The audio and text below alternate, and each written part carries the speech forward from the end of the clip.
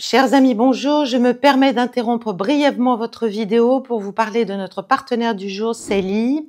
Si vous partez bientôt à l'étranger, peut-être en vacances, pour explorer une région, pour travailler, par curiosité simple du monde, qui j'espère est très développée chez vous, évidemment, vous avez toujours la même question. Comment est-ce que je peux rester connecté de manière sûre, pas coûteuse, sans complications techniques? La réponse, c'est effectivement Saily. C'est une application qui a été développée par les créateurs de NordVPN et qui propose en fait ce qu'on appelle une carte SIM dématérialisée, une eSIM comme on dit, qui permet d'accéder à l'Internet dans plus de 190 pays en quelques clics et directement depuis votre téléphone. Concrètement, c'est très simple, vous téléchargez l'application, vous choisissez un forfait adapté à l'endroit où vous allez ou à la zone dans laquelle vous vous rendez, vous installez la carte eSIM très facilement à partir de votre téléphone et dès que vous arrivez sur place, vous serez connecté automatiquement au réseau local. Alors, pourquoi utiliser cette eSIM Saily et pas une autre, par exemple? D'abord parce qu'avec Saily, vous n'avez plus besoin de faire la queue à l'aéroport, vous n'avez plus besoin d'acheter des cartes SIM, moi ça m'est arrivé, douteuses, d'éviter les arnaques, d'éviter les frais d'itinérance exorbitants, et moi ça m'est arrivé, et de rester connecté à votre arrivée en permanence. Et si vos données s'épuisent, Saily vous permet en plus de recharger en fait instantanément votre eSIM pour ne jamais rester sans connexion au mauvais moment. Saily propose également des forfaits régionaux ou même des forfaits globaux. Ça peut être très important dans certaines zones complexes ou fragmentées. La dimension sécurité, évidemment, comme c'est NordVPN, n'est pas oubliée. Il y a des options de protection web, de blocage des publicités malveillantes, de modification de la localisation virtuelle. Et donc, vous avez une navigation très sûre, en fait. Donc c'est un outil fiable, simple, bien conçu pour quiconque souhaite pouvoir, sans dépendre du hasard, communiquer, travailler ou garder un accès à l'information de n'importe quel endroit du monde. Donc vous pouvez maintenant télécharger, si ça vous intéresse, l'application en passant par mon lien qui est en description de cette vidéo, ou bien en scannant le QR code qui apparaît là à l'écran. Vous aurez 15% de réduction, c'est une remise exclusive, en tapant le code Galacteros, et puis évidemment, en faisant ça, vous savez que vous aidez PayGuerre. Et ça, je vous en remercie comme d'habitude, car nous en avons besoin. À bientôt. Chers amis de PayGuerre, je suis très heureuse de vous retrouver pour une petite vidéo supplémentaire, un petit extra, un petit cadeau à l'orée de l'été, ce qui ne sera pas une rupture estivale puisque je vais continuer à faire mes mondoscopies et mes clés du monde cet été, dans toute la mesure du possible, de là où je serai. Mais je voulais vous faire une petite vidéo en plus, si vous voulez, pour revenir sur un point très important de la guerre des 12 jours, qui est la question de l'AIEA. Puisqu'il s'est dit que c'était finalement quelques jours avant les frappes israéliennes, un rapport du directeur Raphaël Grossi de l'AIEA qui en fait avait donné le go finalement aux Israéliens pour frapper l'Iran, puisque dans ce rapport, Raphaël Grossi avait laissé entendre que l'Iran ne se soumettait plus aux obligations du traité de non-prolifération, du TNP, et donc il a fait monter l'inquiétude, et donc le prétexte, et donc les frappes. Voilà.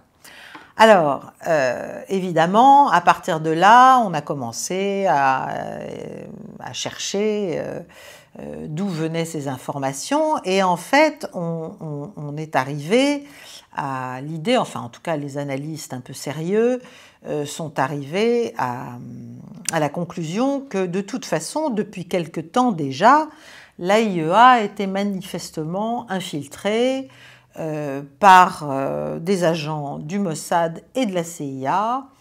Alors, est-ce que c'était des agents du Mossad tout court? Est-ce qu'ils travaillaient pour la CIA? Est-ce que c'était des agents du Mossad comment dirais-je, double, des agents doubles, donc des agents de la CIA travaillant en fait pour le Mossad? Bref, grande histoire d'espions. Mais la question, c'est que tout de même, il y a eu très récemment un un article sur un site qui s'appelle The Grey Zone, qui est très intéressant, qui a mis en lumière l'existence d'un agent bien particulier qui s'appelle Nicholas Langman, notoire puisqu'il a déjà été impliqué dans plusieurs affaires. Enfin, il avait déjà fait un peu parler de lui, si vous voulez, en tout cas dans ces milieux-là. Et c'était un agent, en fait, non pas de la CIA, mais du MI6, donc des services extérieurs de la couronne britannique, qui aurait infiltré l'AIEA pour le compte de Londres, selon les documents qui ont été divulgués après avoir été examinés par The Grey Zone. Donc, c'est pas un nouveau venu, ce Nicholas Langman, c'est un vétéran qui, en plus, est considéré comme celui qui a largement aidé à organiser, à déclencher, à justifier, à trouver des justifications à la guerre économique lancée par les États-Unis notamment, et puis les Européens derrière, contre l'Iran depuis bien avant les 2 dernières années, c'est-à-dire depuis en fait la fin des années 2000. Bon.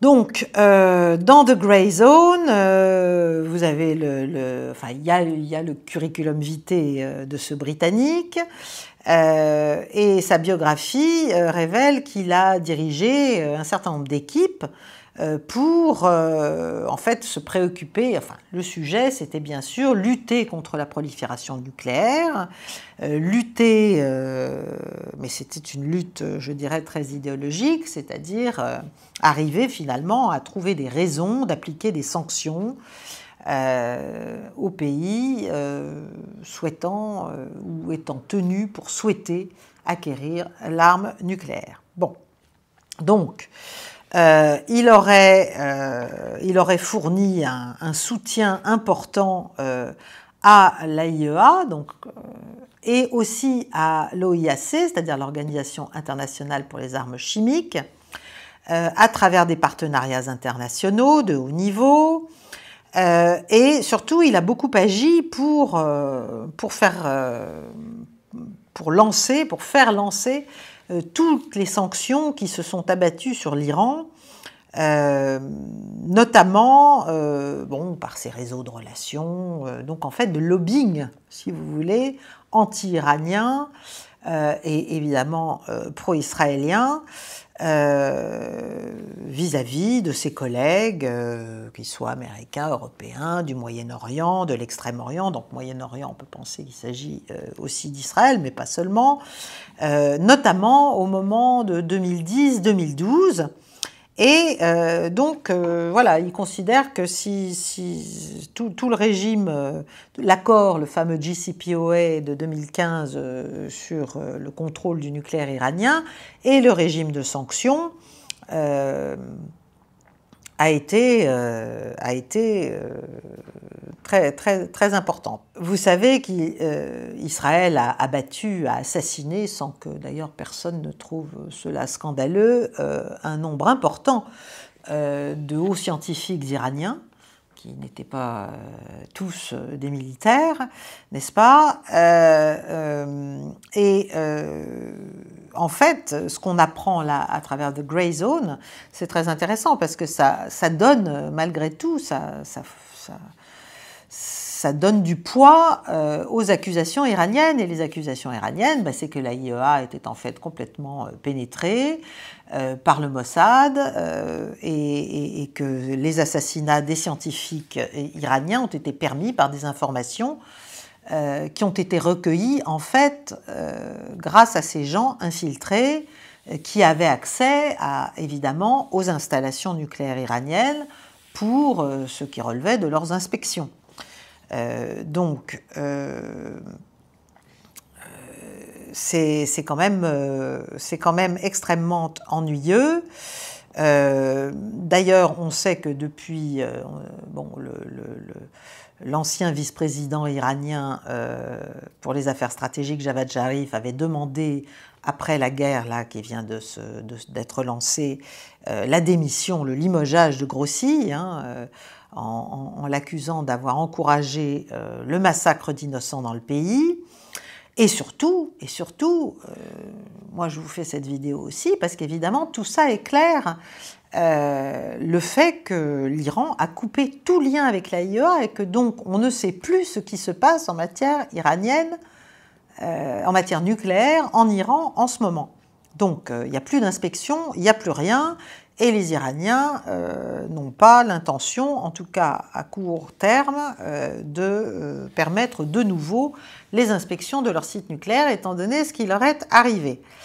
Donc, cet espion Langman a fait, si j'ose dire, du bon boulot. Il faut savoir que ce Langman a été placé sous l'ordre officiel de la censure britannique, c'est-à-dire qu'on ne peut pas parler de ce qu'il a fait, de ce qu'il n'a pas fait, de ce qu'il a bien fait, de ce qu'il a mal fait, même s'il est reconnu finalement par ses pairs, puisqu'il a été nommé compagnon de l'ordre de Saint-Michel et de Saint-Georges en 2016, il y a déjà 10 ans presque. C'est quand même quelqu'un qui avait été grillé plus ou moins en tant qu'agent du MI6 à 2 reprises. D'abord au moment de l'accident de Diana, puisque il avait, dit-on, cherché à ce moment-là à décrédibiliser toutes les spéculations publiques prétendant que les renseignements britanniques étaient responsables de la mort de la princesse Diana. Bon, voilà. Et puis deuxièmement, il avait été accusé en 2005, quelques années plus tard, par les autorités grecques d'avoir été complice de l'enlèvement et de la torture de 28 Pakistanais à Athènes. Voilà, dans une sombre histoire. Bon. Donc c'est une... ça veut dire que, si vous voulez, à partir du moment où vous êtes placé sous un ordre de censure du gouvernement britannique, ça veut dire que vous n'avez plus le droit, en fait, de mentionner tel ou tel individu. Vous devez garder son identité secrète, même en rendant compte d'un scandale, etc. Vous ne pouvez pas le divulguer, évidemment. Bon, ceci dit, je trouve ça assez logique pour un agent de renseignement qu'on cherche à le protéger, même s'il fait des choses que l'on peut critiquer par ailleurs. Bon, en tout cas, après tout ça, donc là, l'affaire athénienne, c'était 2005, donc il est reparti, il est rentré à Londres et il a dirigé au ministère des Affaires étrangères britannique le département iranien. Alors ça, c'est très intéressant. C'est très intéressant pour ce qui concerne les pratiques des services de renseignement britanniques et la culture du renseignement en Grande-Bretagne qui est, j'allais dire, remarquable.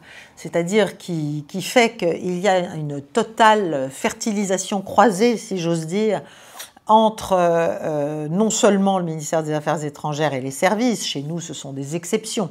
Nos espions qui deviennent diplomates, ou à part sous couverture, bien sûr, mais nous en avons peu. Là-bas, c'est intégré dans la carrière, de la même manière que vous pouvez avoir des fonctions économiques, bancaires, académiques, etc., et être un espion tout à fait, ça fait partie de votre parcours, si vous voulez. Voilà.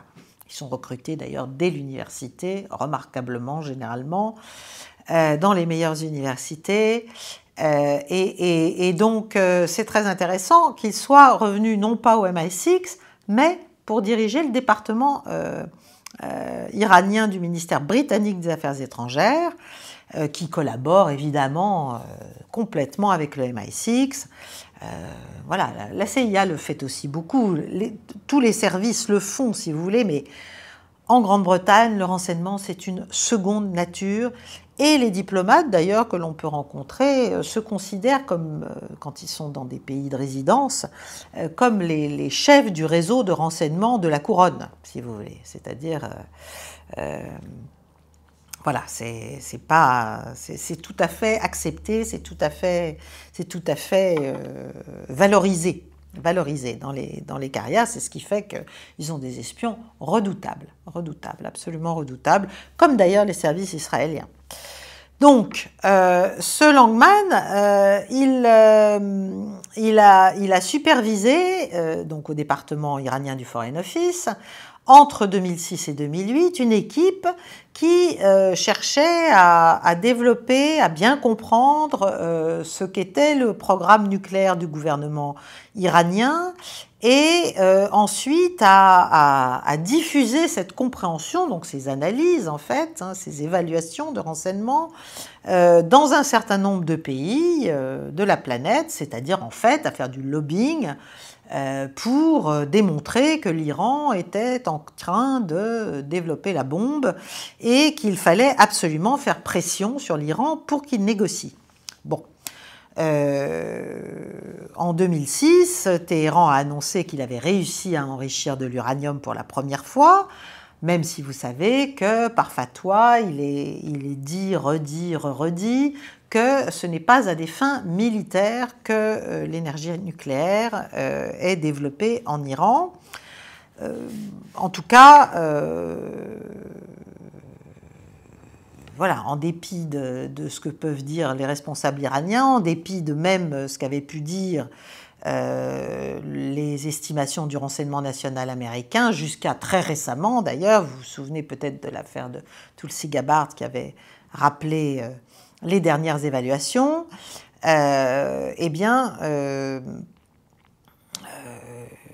malgré tout, on est arrivé à faire monter la pression sur l'Iran, et notamment Benyamin Netanyahou, en développant l'idée que l'Iran était en train véritablement de développer une arme nucléaire. Et tout ça a fait changer en fait l'attitude d'un certain nombre de pays. C'est là qu'on voit l'importance de ces campagnes de renseignement, de lobbying, de déstabilisation, in fine, puisque à partir de 2010-2012, les États-Unis notamment et d'autres pays changent d'attitude vis-à-vis de l'Iran, et c'est là qu'on commence à parler de cette politique de pression maximale. Donc Langman, là, il est au centre de lutte contre la prolifération du ministère des Affaires étrangères du Royaume-Uni. Donc il a utilisé ce poste en fait pour influencer l'AIEA alors qu'il y avait tout un tas d'inspections à cette époque. Donc il a fomenté cette campagne d'hostilité mondiale. Il a fait partie de ceux, très nombreux, qui ont fomenté cette campagne d'hostilité mondiale contre l'Iran. Et donc, en 2010, il faut se souvenir que le Conseil de sécurité des Nations Unies adopte une résolution, la résolution 1929, qui gèle les avoirs des gardiens de la Révolution, qui interdit aux institutions financières étrangères d'ouvrir des bureaux à Téhéran, bref, qui commence à isoler, si vous voulez, l'Iran. Et à l'été 2010, l'administration Obama adopte une loi globale sur les sanctions, la responsabilité et le désinvestissement contre l'Iran. Donc c'est toute la phase d'affaiblissement qui va d'une certaine manière porter des fruits, puisque l'Iran va se prêter au jeu de la négociation de l'accord nucléaire et qu'on va aboutir au JCPOA en 2015, dont les États-Unis se retireront en 2018, si ma mémoire est bonne, ou fin 2017. Donc voilà, il y a des cohortes de sanctions qui sont prises contre l'Iran. Les Européens ne sont pas en reste. Bien sûr, notamment le fait que l'Iran soit banni de SWIFT, du réseau bancaire international, ça c'est en mars 2012, et puis en octobre, des sanctions limitant le commerce, les avoirs financiers, l'énergie, la technologie, l'interdiction de fournir des assurances aux entreprises iraniennes pour les entreprises européennes. Donc tout ça, en fait, vise à faire tomber l'économie et la société iranienne dans un trou noir pour déjà, probablement, avec déjà en tête peut-être l'idée de faire changer ce pouvoir de nature et d'y installer un pouvoir plus docile. Donc, en fait, cet espion Langmann, là, en coulisses, lui, il s'approprie une partie, en tout cas, du mérite de toute cette campagne et de tous les fruits négatifs pour l'Iran qu'elle a portés. Donc, il va y avoir ce fameux JCPOA en juillet 2015, au terme duquel la République islamique accepte de limiter ses activités de recherche nucléaire en échange d'un allègement des sanctions. Donc, vous voyez, ça part de très très loin. Ça part du MI6, d'une campagne de lobby et d'influence sur le thème « l'Iran est dangereux, l'Iran veut la bombe, l'Iran est en train de construire la bombe », ce qui autorise, ce qui légitime des sanctions pour faire pression, pour obtenir des négociations, pour obtenir un accord qui prévoit un allègement des sanctions contre une limitation des ambitions nucléaires iraniennes qui, encore une fois, ne se voulaient pas officiellement militaire. Alors après, on peut dire qu'on ne croit rien de ce que disent les autorités iraniennes, mais ça, c'est encore un autre sujet. Voilà.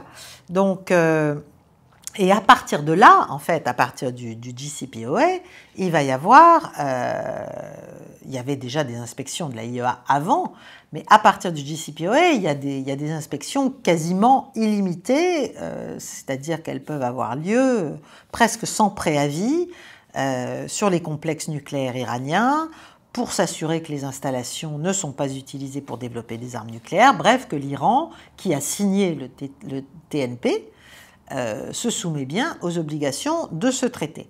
Mais évidemment, à partir du moment où il y a des inspecteurs de la IEA à tout bout de champ en Iran, ils collectent un nombre d'informations considérables sur les sites, sur la sécurité des sites, sur les documents, sur bien sûr les chercheurs, les savants, les équipes de recherche. Et donc, en fait, il est fort probable que l'agence puisse être incriminée effectivement pour avoir fourni, via Langmann et peut-être via d'autres, même certainement via d'autres, les profils qui étaient quand même extrêmement secrets des savants iraniens. Bon, il y en a certains qui ont été assassinés dès la fin des années 2010, 2019. C'était Fakhrizadeh qui était littéralement ciblé par Netanyahou de manière officielle et qui sera assassiné par le Mossad assez rapidement après. Donc finalement, si vous voulez, ce qui est quand même très inquiétant, c'est que cette agence internationale qui est censée être un organisme patronné par l'ONU, qui est censé faire respecter des traités internationaux, qui n'est pas censé servir, bien sûr, de nid d'espions, manifestement, en tout cas sous l'empire de son nouveau directeur, parce que c'est surtout sous la direction de Raphaël Grossi que tout ça s'est fait jour, a entretenu des relations beaucoup plus étroites que nécessaires et que légitimement possibles avec des responsables israéliens et probablement avec le Mossad. Donc voilà où nous en sommes. C'est très dommageable, évidemment, pour toute la stabilité de la région, parce que si la IEA ne peut pas être en Iran du refus des autorités iraniennes, en même temps, on peut les comprendre. Elles se sont fait noyauter, infiltrer, espionner par les gens même qui étaient chargés de regarder et de constater qu'elles ne faisaient pas d'enrichissement nucléaire à des fins militaires. Donc on peut comprendre qu'elles aient coupé les liens, mais en même temps, ça les met dans une position, comme je l'ai déjà dit lors de mon avant-dernière mondoscopie, je crois, ça les met dans une position très dangereuse, puisque ça fournit ce caractère, si vous voulez, cet Iran qui devient opaque aux inspections internationales, à la vérification internationale, eh bien, est du coup peut-être facilement considéré et dénoncé comme de nouveaux suspects et donc de nouveau susceptible d'être attaqué. Voilà, j'en termine là. Je vous remercie de votre attention et je vous souhaite de bonnes vacances. Et je vous dis à très vite, de toute façon, dans quelques jours, pour une nouvelle mondoscopie. Au revoir, chers amis.